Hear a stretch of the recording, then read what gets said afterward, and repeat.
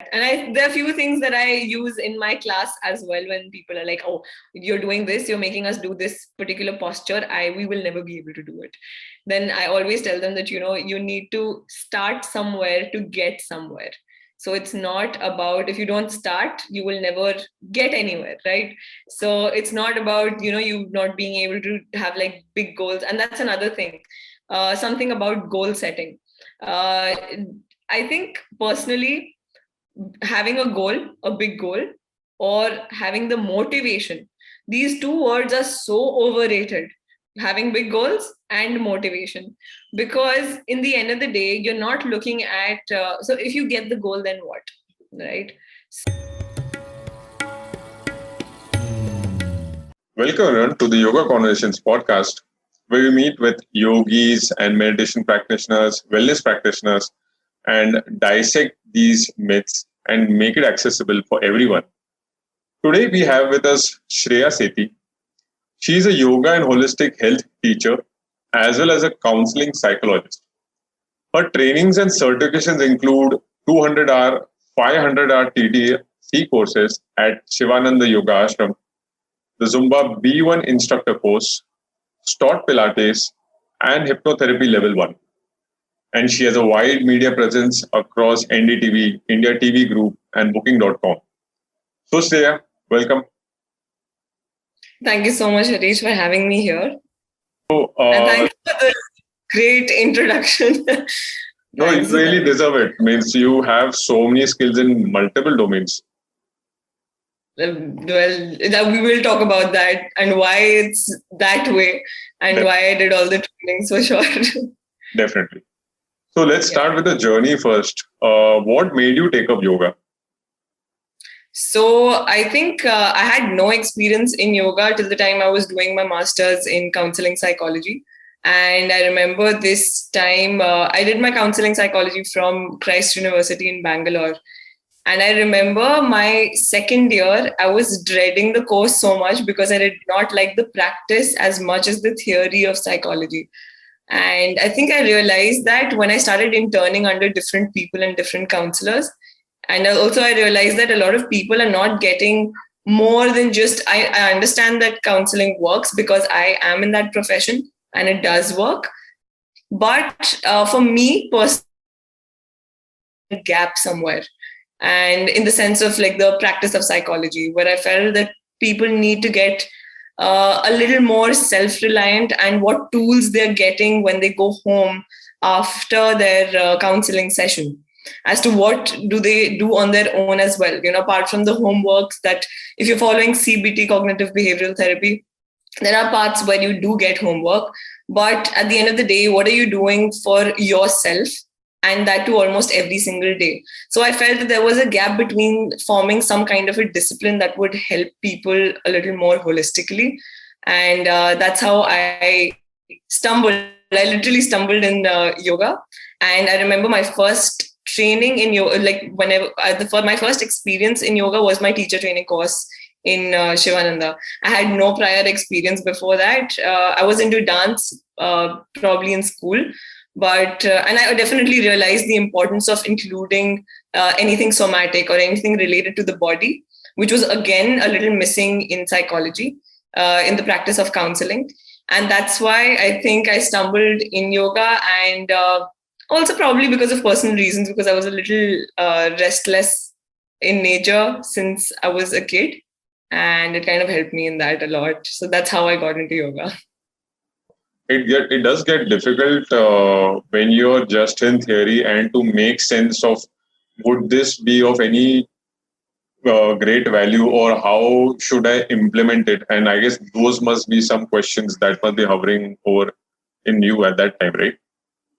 Yeah, exactly. That's exactly what got me into yoga.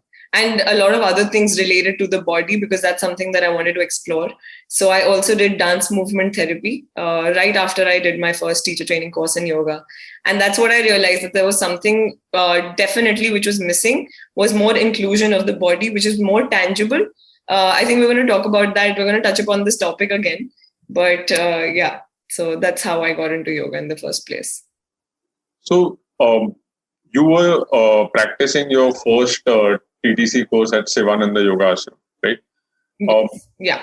How was that experience, as well as what recommendations would you give to someone who wants to learn yoga in a more authentic way? Right. So definitely, like I told you, I had no experience in yoga as such. And my first experience in yoga was my teacher training course I did from Madurai, the ashram in Madurai. And honestly, it changed me as a person completely after that 1 month of training. I know that those 1 months are like very short period of time to actually have a change, but that definitely happened because it was such an extensive course. And it was not only about you doing yoga postures, which obviously everyone mostly thinks that practicing yoga is about those asanas that we practice on the mat. But that's definitely, that was probably just, I think, 5% of the whole program. And we got to exactly live a proper yoga lifestyle. So I think it was one of my, obviously a lot of people have their apprehensions about a lot of things there because it's, in any other way, but I think it was definitely the best experience of my life. And I know I've recommended this course to like a billion people who come to me and ask me what they should be doing, because it's not only about you being able to do yoga or doing a course in yoga so that you can teach yoga. You really need to live that kind of an experience, and I think Sivananda provides that in a very perfect way. And I think you asked me about what I would recommend to people if they want to go for the course. And I've done both. I've done my advanced teacher training course again from Sivananda, which I did after 2 years of my teacher training course. And this was in Kerala, Nayar Dam. And Nayar Dam is the only place in India where they offer advanced teacher training course. So I think my biggest takeaway from this would be that definitely have a very open mind and not go into this course or this program with a very critical mindset. So take whatever comes to you. It might, some things might be taking you out of your comfort zone, but at the end of the day, it's just helping you grow.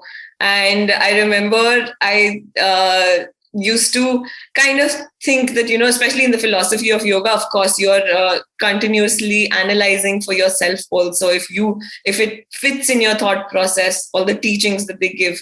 And most of them did.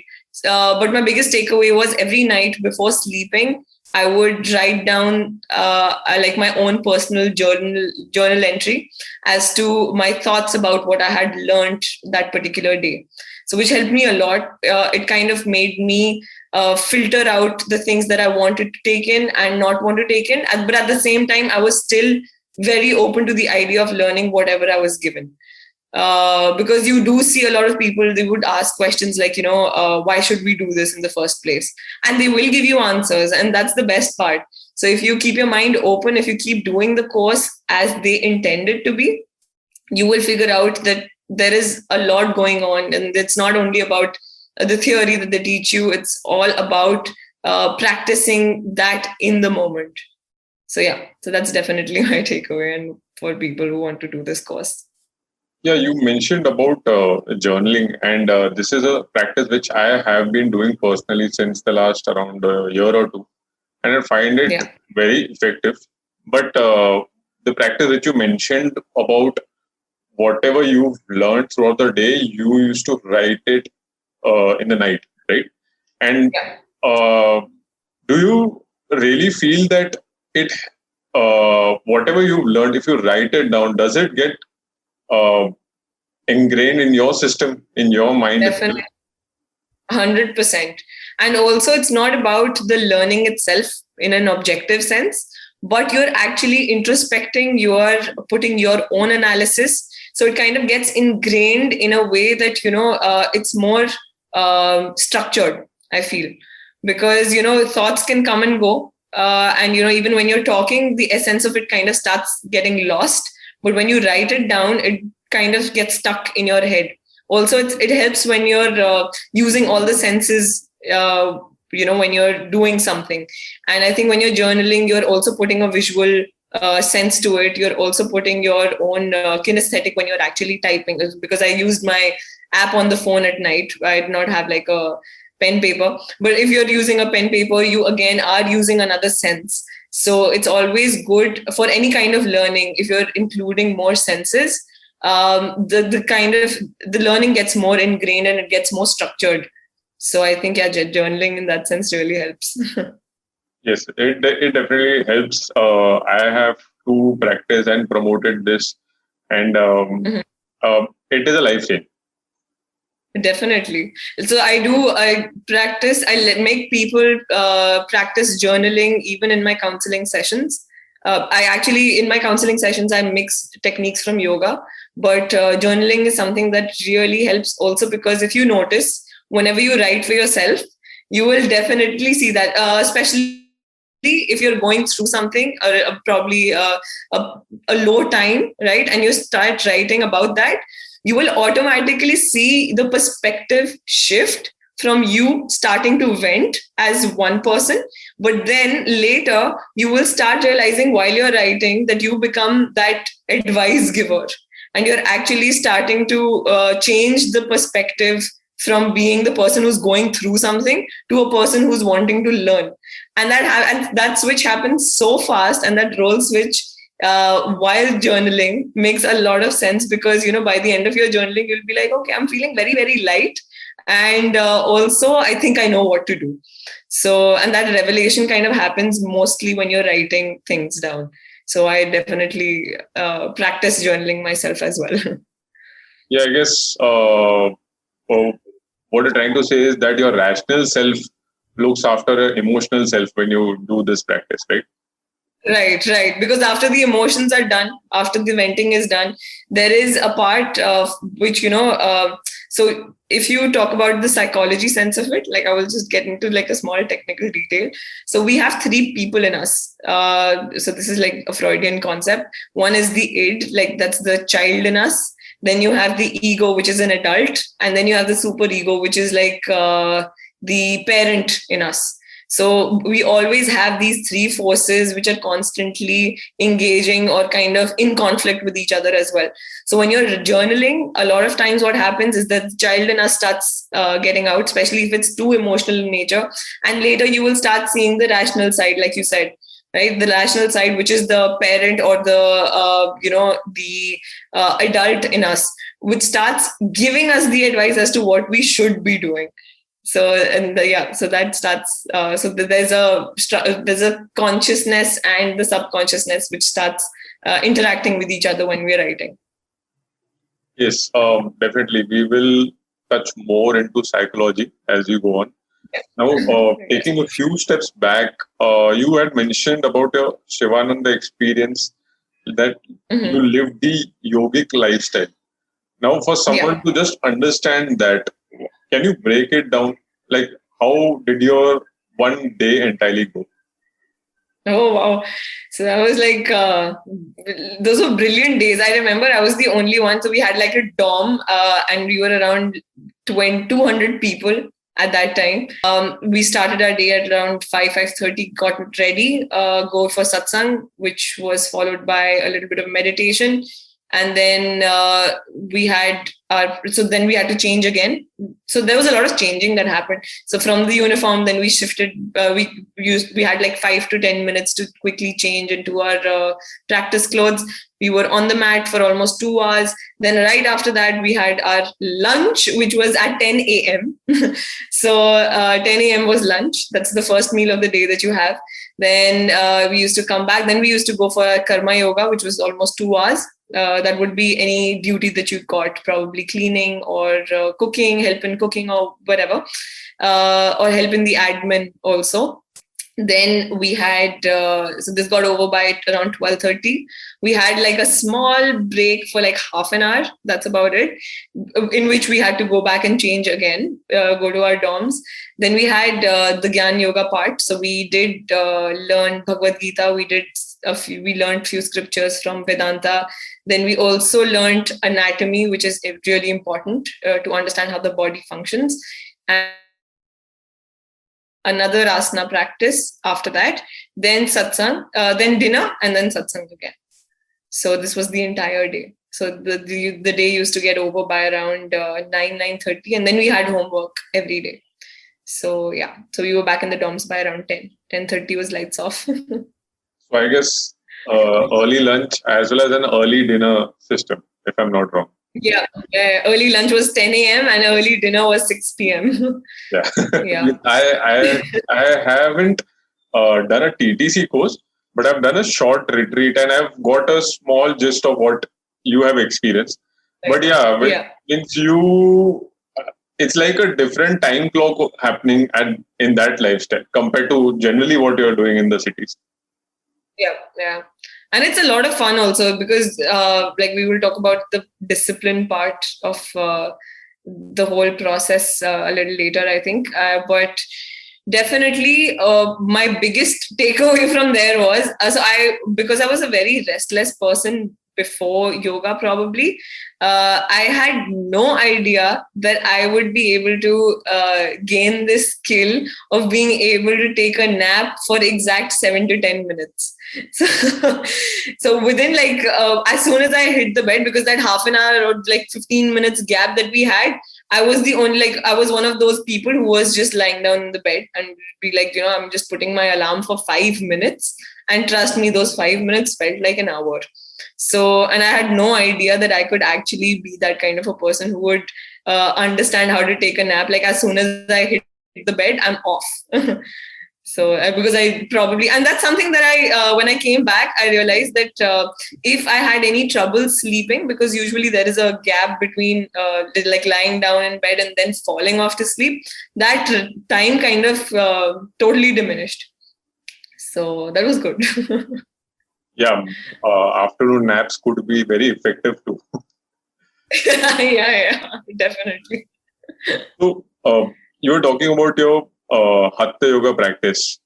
So you have been trained in Hatha style and Vinyasa style. So what are the differences in both, as well as what factors should one look for when choosing a specific style to learn?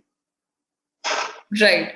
Okay, so I think firstly there is a lot of misconception between of the word Hatha yoga, because like I mentioned, Hatha yoga is a part of Raj yoga, and it's just about your practice in the self-discipline. So Hatha yoga could be any form of yoga as such that you are following, right? Because you're doing the same. The idea is to do the postures, the same kind of postures. But now I think the word, and Vinyasa in its sense means breath, right? So the literal translation of the word Vinyasa is the breath. So in its sense, so you can do Vinyasa. I don't know how these differentiation between, so it's actually a very newer and a very modern, like an analysis of these two words and the practice of yoga. But I understand what you would try to say, and in the the essence of how people have started using these terms very easily or very nonchalantly in some way. As in, like, people generally view it as a type of practice. They won't understand the philosophy part of it. So right. So I will tell you what widely, what Hatha yoga and Vinyasa yoga mean. So Hatha yoga is mostly about, it's more based on the postures, right? So you can repeat the postures for a deeper stretch, right? So definitely it's a little slower as compared to Vinyasa yoga. So when I talk about Vinyasa yoga, you will automatically get the differentiation between the two. Hatha yoga is definitely to help you decrease or, get your heart rate in control. That's another one, because you need to be in the posture and try to relax in the posture. So that's what you're doing in Hatha yoga. The other thing that you're doing in Hatha yoga is, like I told you, it's about the postures being repeated and slower. So it's brilliant for a person who is getting new into yoga, like a beginner in this practice. I think Hatha yoga would suit more. And as compared to Vinyasa yoga, where as I told you, Vinyasa means a breath, right? So the focus is not on the postures rather than the sequence of the postures. right? So, for example, you could say in some sense that your Surya Namaskar is a Vinyasa if you keep repeating it, right? Because you are doing one posture for one breath, even though you can hold a posture for, usually we hold a posture for 5 breaths, but it transitions into another posture, like how Surya Namaskar would have it. So, of course, definitely what Vinyasa is doing as compared to Hatha Yoga is increasing your heart rate level, right? Because it's one after the other. There is hardly a break between the postures, and the repetition is mostly in the sequence. So Hatha Yoga is probably to kind of relax you more. Vinyasa Yoga would be kind of to increase the heart rate, be more rhythmatic with the movement, because you're synchronizing your breath with the movement, and also probably get your heart rate up. So your body feels a lot warmer when you do Vinyasa Yoga, if I can call that. But yeah, so it's definitely better for a person who is already practicing yoga to get into Vinyasa Yoga, because they would understand how to transition from one posture to the other. Right. So this is like the known difference. Yeah, I guess we could say that someone who's already doing like a cardio workout, it would give him somewhat of a similar sense if he does Vinyasa than Hatha. Just to have that heart rate keeping moving. But also, again, like the whole practice of yoga as such requires you to kind of get your heart rate in control. The only thing is Vinyasa Yoga will definitely increase your heart rate level, but it's still like on a consistent level. You would not want, because the practice of yoga, that's how it's different from any other fitness routine. But yeah, so that's mostly it.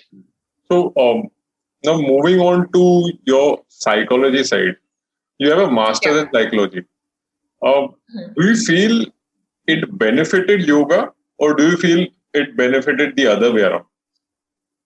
I think they both go hand in hand. Like probably a lot of people don't realize that. But like, for example, so this is one of my favorite examples that I give in probably every time I'm talking about the harmony of the two disciplines. So if you think about it, like pranayama, which is like your breathing techniques, you're trying to control your breathing in especially your exhalation. If you're talking about breathing, so this is one example that I give usually. Your breathing is directly related to your emotional state in some way. Like, think about that. So for example, I'll ask you, if you are, you're probably very nervous, or you're very panicky, or you're, very sad or upset, what kind of a breathing do you have? It would be more of an anxious kind of a breathing. So that means like shorter breaths, shallow breaths. Shorter, more frequent, exactly. And as compared to when you're sleeping, probably that's the deepest state of your, like the most relaxed state of your mind. Right. What kind of a breathing do you have? Right, so it's all abdominal breathing. You can see the abdomen moving rather than just the chest, right, which is like kind of limits your breathing. And the other one is like your breathing is very deep, right? So imagine if your mental state can affect your breathing, the opposite can happen as well. That's the reason when you're short on breaths, or if people are getting, probably some kind of anxiety, the first thing that you say is try to breathe deeply. So, count your breaths, like take longer breaths, deeper breaths. So that's exactly what we are trying to do. So this is one of the most basic examples as to how your body, how your breath affects your mind as well. So that's why I think psychology, the study of the mind, and versus yoga, which is again the mind, body, and instead of using the word soul, which I usually don't, I use the word essence. Essence is like the sense of being, which kind of works a lot better for my understanding. So everyone has their own understanding of it. This is my understanding of it. So I think it's such a brilliant amalgamation of the two disciplines, because you're using your body to again kind of help your mind. So I'm not talking about like them being two entities. Of course, they're interrelated, but you need to kind of work with something. And it's always true. You work with something more tangible in nature to help something which is a little more not tangible in nature. Like, and out of the body, so out of your mind and your body is much more tangible. That's the reason why if you're helping your mind, if you're helping your body, it automatically becomes a lot easier to help your mind. So that's one. Then the other thing, like, of course, that I had practiced, and I was teaching yoga to people who were diagnosed with psychological disorders. And this is again a very basic like anecdote that I'll give you of my work, where I was actually teaching a girl who was diagnosed with paranoid schizophrenia. And so she had, at that time, she was going through these, like, her episode. So, and what I was teaching her was basically just basic breath work, like abdominal breathing. So when, and that's when I realized that I wanted to get into yoga. That was my exact moment when I realized that I need to get into yoga more. So the basic breath was breathing into 3-4 and out to 3-4.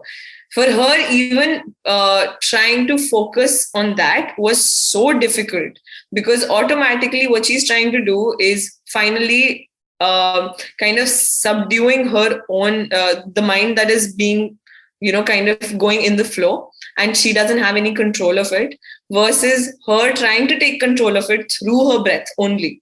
Right? It was very, very hard for her, to a point that she said that, I can't do this. My episodes are kind of increasing. So, and that's when I realized that working with the body is so important, because it helps you to kind of transition into working with your mind. And that's the nature of the mind. The mind loves to be distracted. And we're going to talk about that also.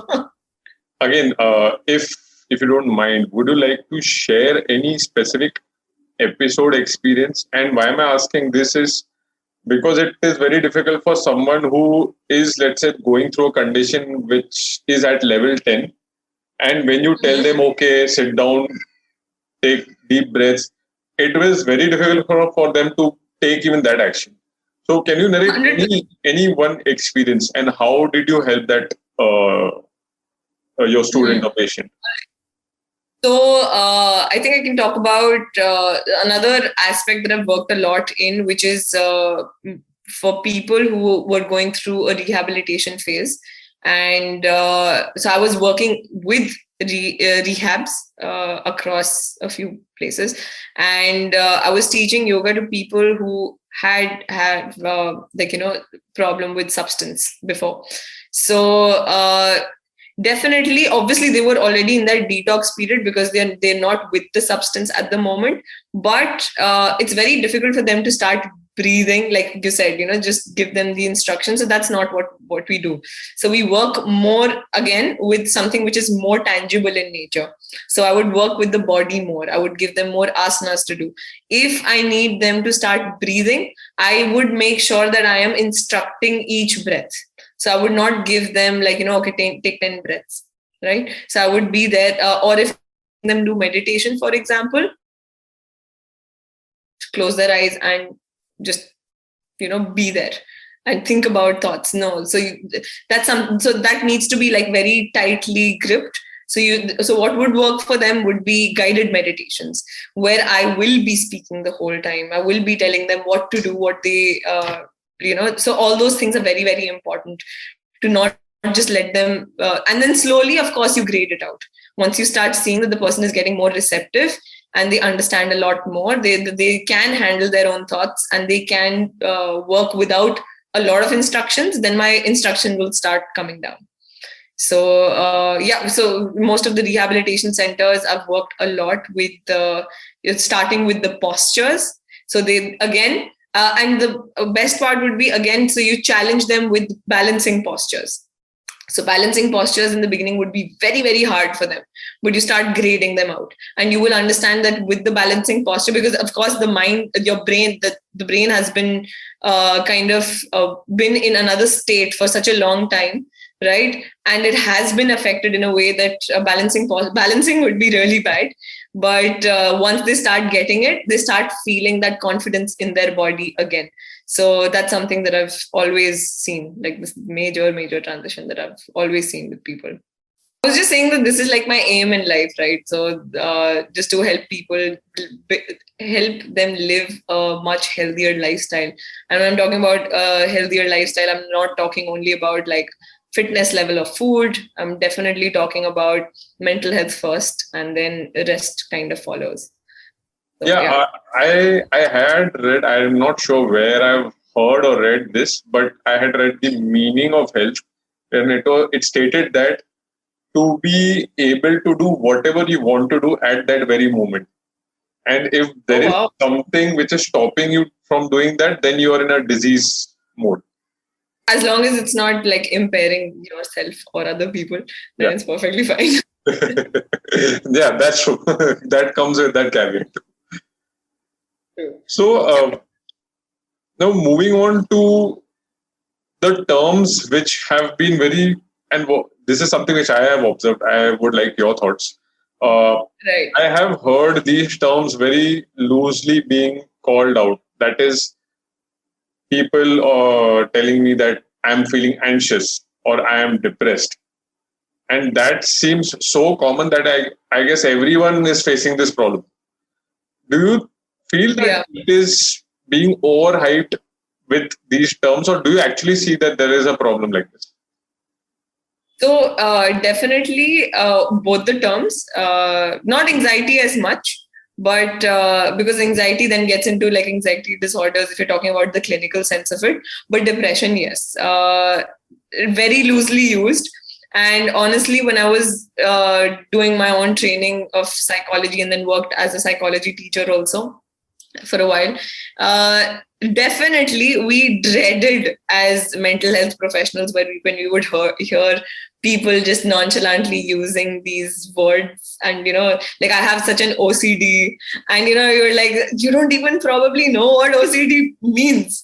And so we were definitely we hated how loosely the words are being used or were being used. But you know what, like lately, because of the whole the unprecedented times that we are living in right now because of COVID, if now everyone's like, their thinking hats are kind of on, and we don't know, the whole situation around mental health has kind of been disrupted. Now people would probably be going actually through depression and they would not even know, right? So now I think everyone has become a little more wary about how to use these terms. But yes, you're right. People use the word very loosely. And just to give you a gist of what anxiety and depression means, because I think it's very important to kind of clarify that. So anxiety would be any feeling of fear or worry or probably restlessness, which interferes. So the main word here is if it interferes in your day-to-day living or your day-to-day functioning to a point that, if you want to probably read a book and you're not able to do that, if you want to sleep and you're not able to do that because you're in that state continuously, because you are feeling like nervous or jittery or living, that's when you can say that you are actually going through an anxiety phase, right? Otherwise, if it's not impairing you that much, don't use the word very loosely. Similar with depression. So with depression, which is a little more clinical, the word depression is much more clinical rather than it being just a phase, because depression is not in a phase. It's for a much longer period of time. And so depression would be feeling of dullness or losing, not wanting to be motivated for any pursuing any interest of yours, or to a point that it changes your behavior pattern in a way that you are either sleeping very less or sleeping a lot, or not eating or eating too much. So a few behavioral changes that occur because of that state of mind, where you feel demotivated, not wanting to do anything, feeling of worthlessness, helplessness.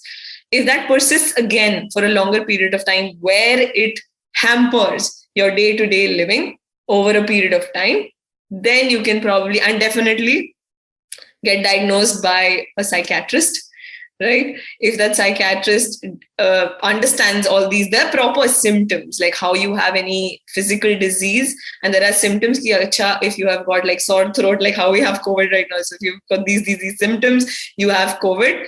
Probably, so then go and get yourself checked. Very similarly, for any psychological disorder, before you use the term that I'm depressed or I have OCD or I am, or any other word, go get yourself consulted. And if you're diagnosed as having the any kind of a psychological disorder, then probably you can. But even then, but make sure that you are seeking help. That's the idea.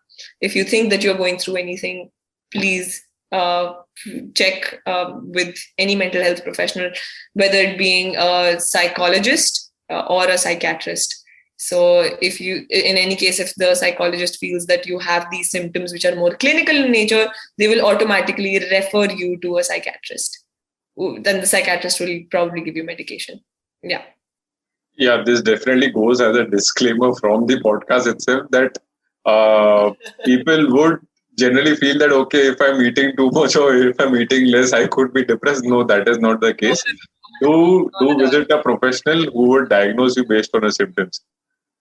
Right. No, so this, what you're talking about is just one symptom. It needs to be, together with a cluster of symptoms. And then you can, so it's not about eating too much or eating too less or sleeping too much or sleeping too less. So that's not about that. Yeah. Yeah. So now moving on to your other skills, that you conduct these courses on prenatal yoga, and you also deal with a lot of women having PCOS, where women tend to have irregular menstrual cycles. Yeah.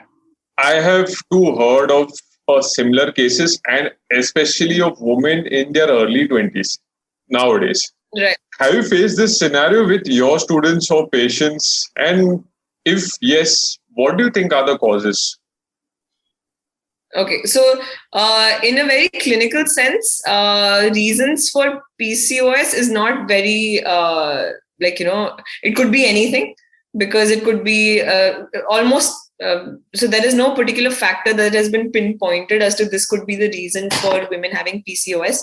But definitely, if you look at, so there were a lot of studies that were done on lifestyle itself, and so a little unhealthier lifestyle. And I think a lot of people in their 20s don't lead a very, I think now the awareness has started rising again, but this was a phase around like 6-7 years ago. I remember my friends and a lot of people, like even my relatives, they were diagnosed as having PCOS. And definitely they were not leading a very particularly healthier lifestyle. I think that happens when you're in college and everything, you want to sleep till late, get up late, and then you have like no sense of a routine. And that starts owning a little late. One of the reasons. So what happens in PCOS, it's either there's a cyst in the ovary. It could be or polycystic, so a lot of cysts in the ovary. And later it also comes in the way of being able to get pregnant. So of course, with doctors' discretion and the medicines that the doctors give for PCOS, it is very, very important to kind of get your lifestyle in order. So definitely check the nutrition, your body weight. So a lot of women who are much overweight also, like you mentioned, slim girls in their 20s, they also do, probably because of any reason. It could be anything, but definitely leading a healthier lifestyle really helps. So definitely you've seen, and this is like a study where 5 to 10% of people they started regulating their lifestyle habits. And when they reduced their 5 to 10% of their body weight, they automatically started getting their periods in a much more regular way, instead of like skipping or like not having a proper menstrual cycle, because that's one of the biggest symptoms of having PCOS. Then the other thing was that, an hour of yoga. So this is like one very, very interesting research that I had found, that 1 hour of yoga for 3 times a week for 3 months kind of reduced the testosterone level in a woman by around 29%, which is brilliant. So yoga definitely helps to start getting, your endocrine system in order and start activating your thyroid gland. And it also starts getting your the hormone secretion in a much regulated way, because you're more in sync with the blood supply of the body. And especially if you're doing pranayama, it increases the blood circulation level, the oxygen level in the body, which again helps in the distribution of and the secretion of the hormones in the body. So we can account for more of a lifestyle issues which people have been facing. It could be food, it could be sleeping late, it could be many other issues. But getting your lifestyle in order. Factor. It could be genes also. It could be anything. But definitely, this was like almost a little common feature that was found in most of the people. Either they were, But definitely yoga helps. That's something that I can definitely say. So now, coming to you, how do you prime yourself for the day? Do you have any specific morning routine? Okay, so very honestly, since COVID and these times, my routine has definitely changed a lot, because otherwise I was already up and about much earlier in the morning, and I had classes. Now I still do. I still have a lot of online classes now, but that has kind of changed because of the given situation. And so what I usually do is I get up. My routine is usually like I get up around now 7:38.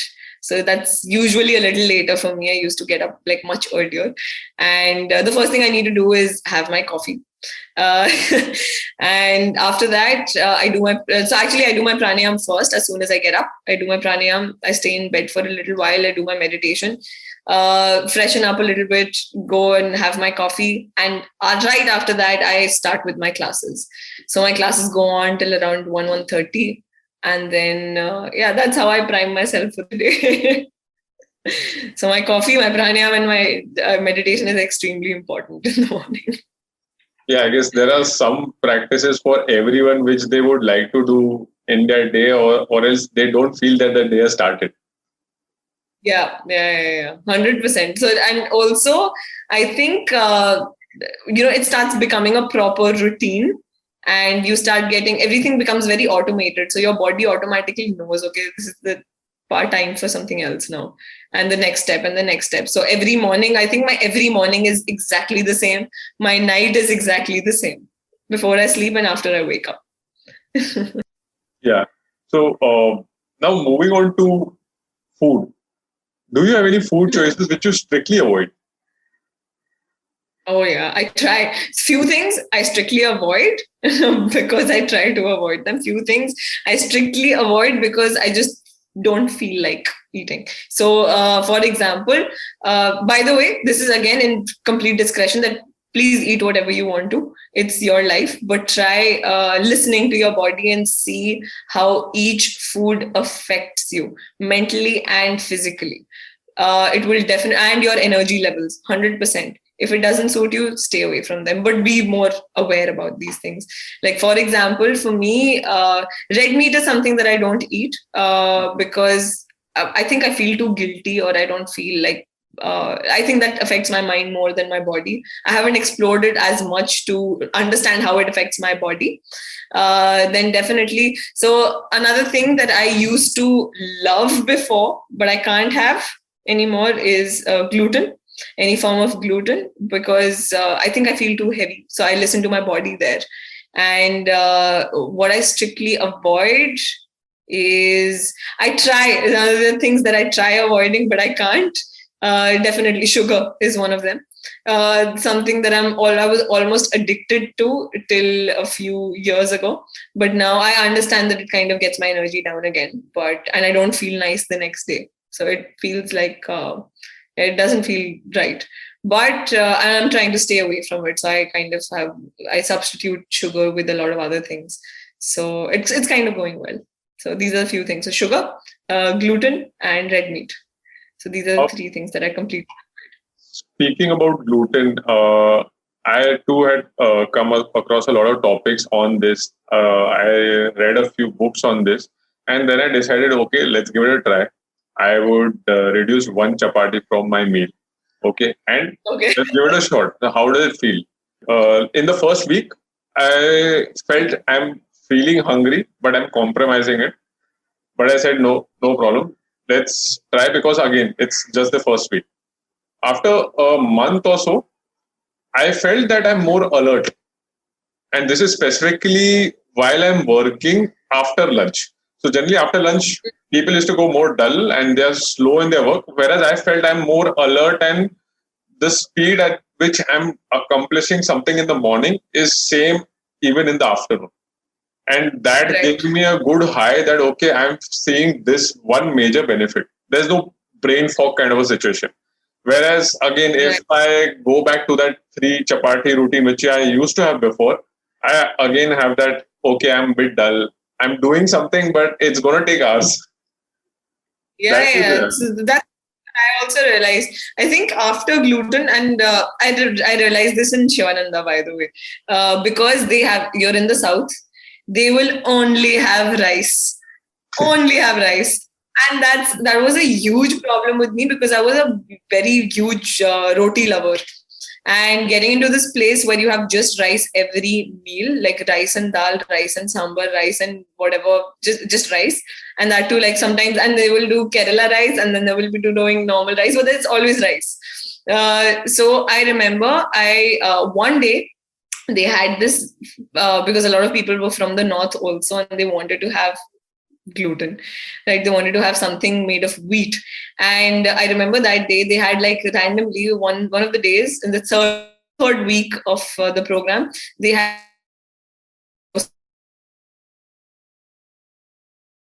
remember and I don't eat too much. sorry, I didn't Yeah. get the entire last 10, 20 seconds. The story about which you just narrated about when you all had roti for the first time in the ashram. So that was like a roti, atta dosa.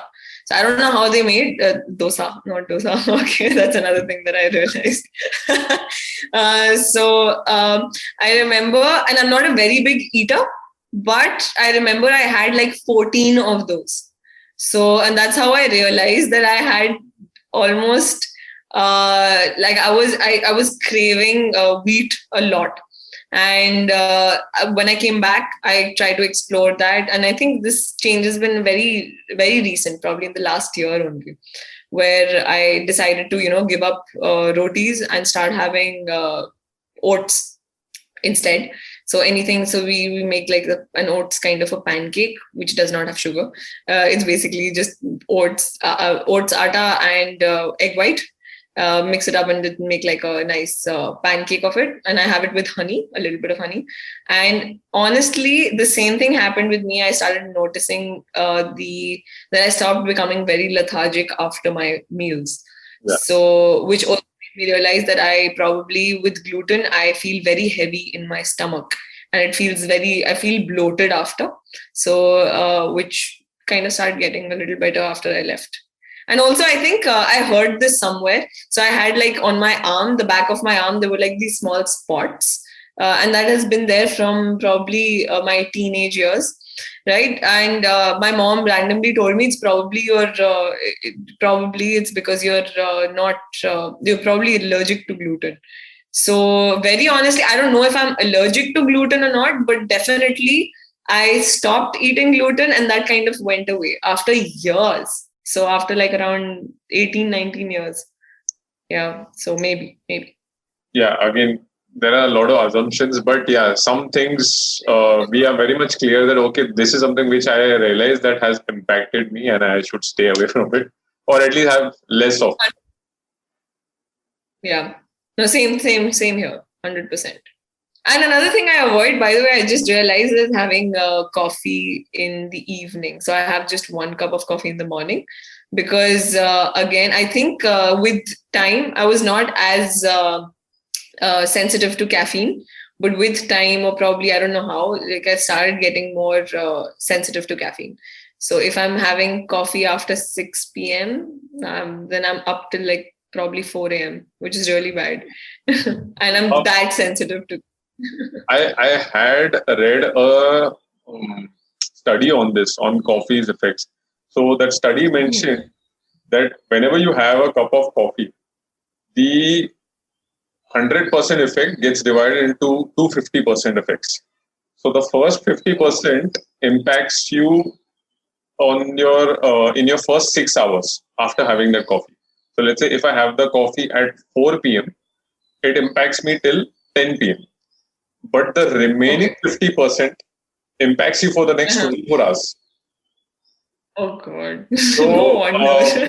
So when I was generally having coffee or even in fact tea around 6 p.m., I used to have a disturbed sleep, and this is because of that first 50%. But I just started having tea around 3 p.m., 3:30 p.m., which was again odd for my family or my friends because they said that why are you having tea at this time? But yeah, I just thought, okay, let me try this, and I felt much better. I had good sleep too. So it is. I'll see that if I can find that study, I can link it in the show notes. But this is something which I have observed. Right. That's very interesting. I should be able to. So good. I automatically understood that with my body this happens. So the only time I need coffee is like early morning, like right after I wake up. It actually helps me prep for the rest of the day. Right. Actually, the first thing is, when I wake up, I write my to-do list for the day. That's the first again thing. Connects to the journaling benefits. Yeah, 100%. So everything is like very structured in the head. Yeah. So, we just come to the end of our show. What message would you like to give to everyone? Okay. So firstly, there's something that I talk about a lot. And I think I'm going to start with that. And there are a few things that I use in my class as well when people are like, oh, you're doing this, you're making us do this particular posture. We will never be able to do it. Then I always tell them that, you need to start somewhere to get somewhere.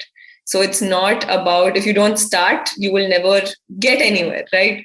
So it's not about, you not being able to have like big goals. And that's another thing.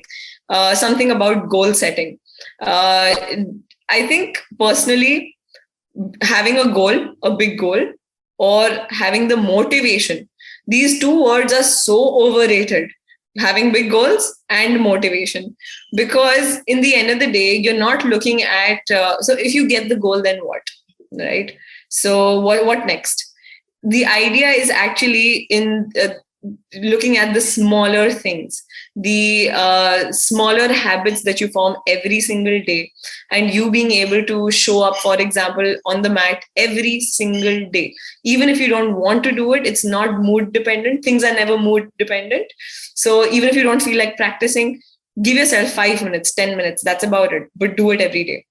So it's all about creating those smaller changes and making a discipline out of it. That's more important rather than reaching a goal and having that motivation, because the more you give, the more you give I want to give this particular thing a lot more idea, I want to put more mind to it, that will never happen. You need to make it like as easy as probably brushing your teeth every single day. So have these small things so that you're not able to think about wanting to do. So don't give it a lot of importance. Anything in life, just don't give it a lot of importance. Just say, okay, this is what you need to do it. That's about it. I think. The first part of what you just said was you have to start somewhere to get somewhere. I guess that should be on a advertising billboard in bold letters. So it would bring so much attention and uplift someone who's just passing by. That's a very good line, actually. And the second, as far as I use that line, then we were like, yes, you're right. Then we're going to do this posture. We're going to do this. We will be able to. And automatically the motivation level kind of goes very, very high. And then you're not thinking too much about it. Oh, that's a very good line. I'm not sure. I'll write it down somewhere just not to forget it. And the part which you mentioned on the second phase of your answer about motivation and about habits. Have you read this book called The Atomic Habits? Of course, of course. That's one of my favorite books by James Clear. He's an amazing writer. Yeah. Atomic Habits. That's exactly. So after reading so much, that's something that I kind of conclude. It's not about the motivation. It's not about the big goals. It's about the smaller steps that you change in yourself every day, because nobody is an overnight success, right? Everybody has been going through a particular journey. We just see it one day and we say, oh, you know what? This person probably got lucky. No. So everybody has been following something or the other. They've been changing something about their life every single day. So it's about the atomic habits, the smaller changes, the smaller habits. Yeah. Yeah. For everyone who's listening, do check out this book. It's a very good book, and it would dissect. Even if you read this first chapter itself, you'll get the gist of what this book intends to do. And it would surely give you a new perspective on how you can achieve something. Right. And it's brilliant. Like one of my favorite books, and especially like the anecdote where he said that Britain had never won anything in like the cycling event. And then they got a new coach in, and he changed like small things like changing people's shorts, like how aerodynamic their shorts are, right? To the way how comfortable their seat is. Like people would actually in the beginning would think that, why is he doing such stupid small changes? And then they started winning like 4 years in a row, which is brilliant. Within like 3 years, they started showing those results. No, I think lesser than that, much lesser than that. I forgot the nitty-gritties of the anecdote, but imagine these small changes also go a long way. Yeah. Yeah, that's a very perfect story to start that book. Shreya, it was great having you. Where can everyone find you on the internet? So definitely, so I have my own website. It's called shreyayoga.com. And the other place where I'm a little more active is my Instagram, which is Shreya_yoga. So yeah. Perfect. If you find work interesting, let me know. I would love to hear. Perfect. I'll definitely make sure to add all these links in the show notes, as well as for people who want to check out or learn yoga, learn prenatal yoga, learn Pilates. They can definitely come to you and try these things. Thank you a lot. It was great having you. It was great being here. Thank you for having me. Thank you. Thank you.